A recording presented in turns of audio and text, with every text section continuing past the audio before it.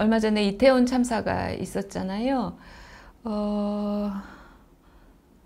너무 가슴 아프고 너무 고통스러운 일이 우리 너무 가까이에서 또 벌어졌는데, 이런 참사가 있었을 때 공감의 여러 모습이 있는 것 같아요.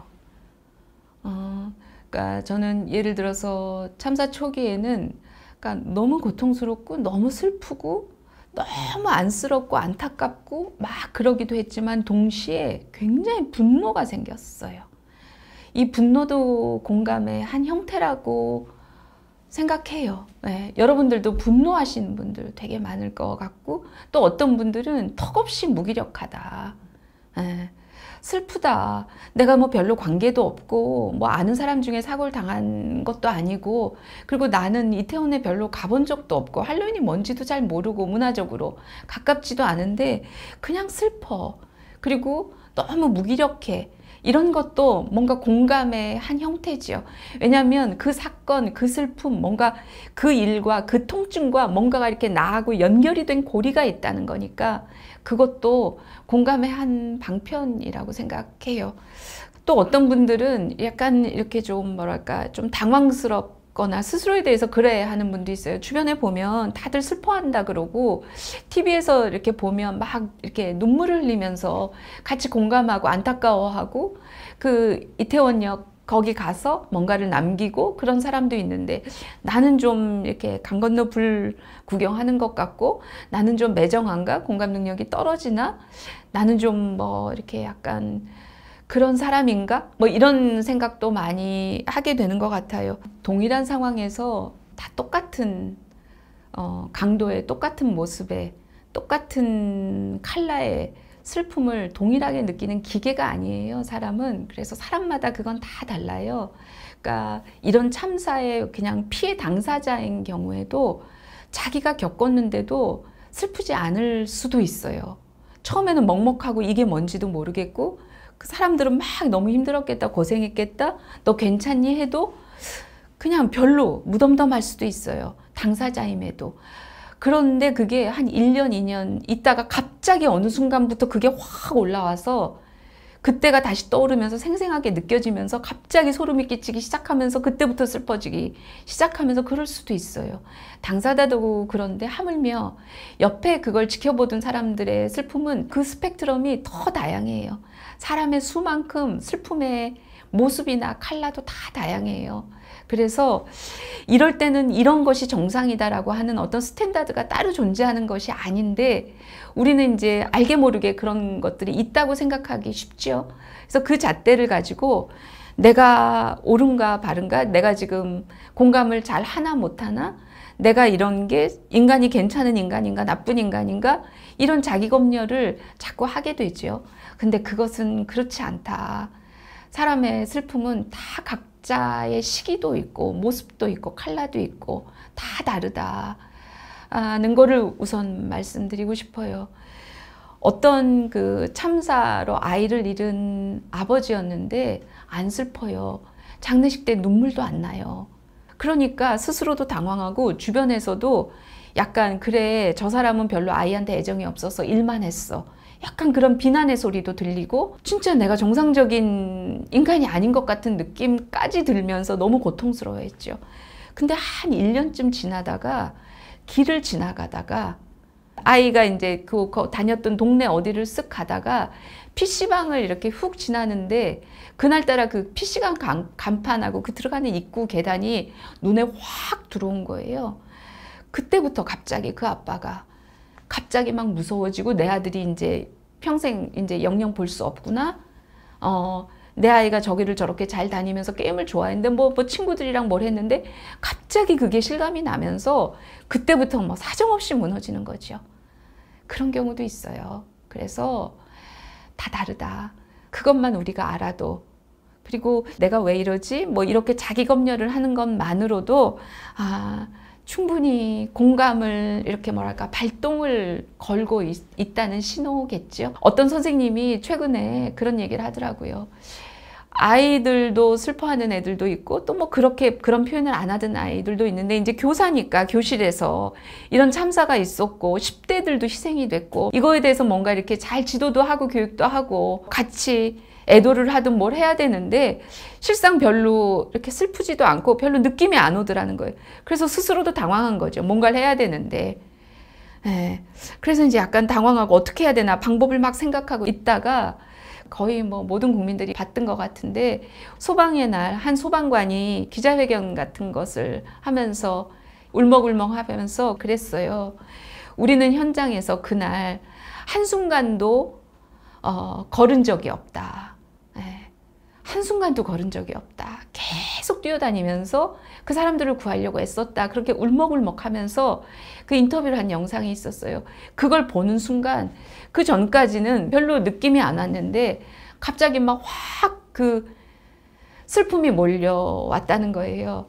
뜻밖의 어떤 부분에서 그랬냐면 아 저렇게 실무자들만 고통을 또 책임을 뒤집어 쓰고 실무자들만 결국은 책임을 지게 만들고 그렇게 하면서 이 참사를 그냥 덮겠구나 이런 느낌이 들면서 그 순간 나도 학교에서 실무자인데 학교에서 자살 사건도 있었는데 아이가 죽은 적도 있었는데 나도 그때 저런 말단의 실무자였는데 결국 내 처지하고 저 구급대원의 처지하고 똑같구나 그러면서 내 처지가 너무 서럽고 그리고 저 사람이 너무 슬퍼지고 그 사람의 삶이 너무 안쓰럽고 그러면서 막 그때부터 감정이 일기 시작했다는 거죠. 그런 식으로 우리는 여러 가지 방편으로 슬픔을 접하고 느끼고 그리고 어떤 한 단서를 가지고 그 총체적인 큰 아픔에 어떤 언저리에 조금씩 더 가까이 가게 되고 그렇게 되죠. 그래서 그게 지금일 수도 있지만 5년 후일 수도 있고 그래서 그런 획일화된 슬픔을 강요하지는 않았으면 좋겠다. 그건 나에 대한 심리적인 폭력이다. 모든 인간은 다 다르다. 기계가 아니다. 그런 얘기를 드리고 싶어요. 우리가 세월호 참사 때도 그랬지만 이번에도 똑같이 놀러 갔다 죽은 건데 뭐 이런 막말을 하는 것에 많은 사람들이 다치고 있죠. 그 중에서 아주 극소수는 진짜 사이코패스, 소시오패스, 남의 고통에 아무것도 공감을 못하는 그런 어떤 극단적인 인간이어서 그럴 경우도 있겠으나 아주 소수는 그럴 수도 있겠으나 많은 부분은 아까 말씀드린 대로 나는 그 슬픔이 몇 년 후에 실감이 날 사람인데 그 전의 사람의 모습일 수도 있다는 것을 우리가 조금 상상은 해볼 수 있을 것 같아요. 실감이 나지 않기 때문에 그냥 굉장히 합리를 가장한, 논리를 가장한 이런 말로 누군가를 비수같이 찌르는 경우가 있는데 그 사람이 슬픔을 공감하기 그 기간 가기 전에 여정일 수 있다. 그럴 가능성도 하나 있고요. 우리가 그런 막말을 하는 사람들을 볼 때 타격을 주는 것은 어떤 것이냐면 듣는 사람으로 하여금 저 인간이 참 나쁜 인간이다. 저 인간이 어떻게 저렇게 싸가지 없이 저런 얘기를 하나. 정냄이 떨어진다. 이렇게 생각이 되는 게 아니라 아 사람들이 저렇구나 이런 인식을 하게 하거든요. 아 인간이란 걸 원래 저래. 뭐 세상이 다 그래. 사람이 다 그래. 이러다 보면서 스스로 이렇게 심리적으로 고립이 되고 정서적으로 고립이 되고 관계에 대한 어떤 기대를 접게 되고 이거는 삶에 너무 많은 것을 잃게 되는 거잖아요. 그러니까 내 막말이 누군가의 삶에 어떤 전망을 굉장히 확 축소시킬 수 있는 그런 것이 된단 말이죠. 근데 이제 여기서 이제 잠깐 이렇게 정신을 차려서 좀 생각을 해볼 것이 있는데요. 그런 막말을 하는 사람들은요, 굉장히 큰 소리로 얘기를 해요. 아무 데서나 막 얘기를 해요. 그리고 또 SNS나 이럴 때도 이런 사람도 있더라, 이런 말도 들었다, 이러면서 이렇게 콱콱 전파가 돼요. 그래서 그렇지, 저는 그런 사람들은 굉장히 극소수라고 내가 그냥 정신승리하려고 그렇게 믿는 것이 아니라 세월호 참사 때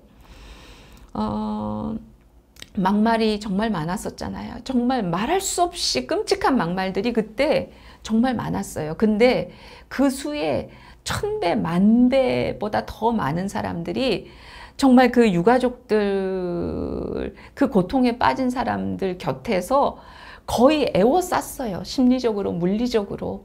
예. 팽목항에서도 그랬고 안산에서도 수년 동안 그랬고요. 그래서 그 사람들을 지켜냈어요, 결국은. 막말하는 거 그거 한두 명이 하는 거예요. 두세 명이 하는 거예요. 그거보다 훨씬 더 많은 사람들이 우리가 같이 슬픔에 동참하고 있는 거예요. 그래서 쫄지 않았으면 좋겠어요. 근데 그게 이렇게 자극적으로 유통이 돼서 사람이 다 저런 것 같고 세상이 다 그런 것 같고 그런 느낌을 주죠. 그런 느낌과 우리가 심리적으로 저항해야 된다고 생각해요. 그거 팩트가 아니거든요. 팩트 아니에요. 그리고 그 사람들 중에 많은 부분이 시간이 지나면서 나중에 자기가 그렇게 했던 것에 대해서 통한의 눈물을 흘리거나 정말 수치심을 느끼거나 그런 날이 살다 보면 반드시 오게 돼요. 예. 그러면 그 수는 지금 우리가 생각하는 거 제가 팩트라고 말하는 것보다 더 줄어들 거예요. 그러니까 염려하지 않으셨으면 좋겠고, 요즘에 그 월드컵 거리 응원을 하기도 하고 붉은 악마 현장에 가서 막 응원을 하는 걸 이렇게 보기도 하고 그러는데, 응원을 하는 사람들이 마음껏 응원해야 된다고 저는 생각해요. 그리고 저도 안방에서 축구를 보면서 응원했어요. 마음껏 응원해야 된다고 생각해요. 근데 동시에 그런 응원하는 모습들을 보면 유가족들이나 그런 분들은 가슴이 찢어질 거예요. 10대, 20대, 30대 다 젊은 나이였잖아요. 월드컵이 열렸으면 거리 응원 안 나갔겠어요? 집에서 붉은 악마 이렇게 하고 응원 안 했겠어요?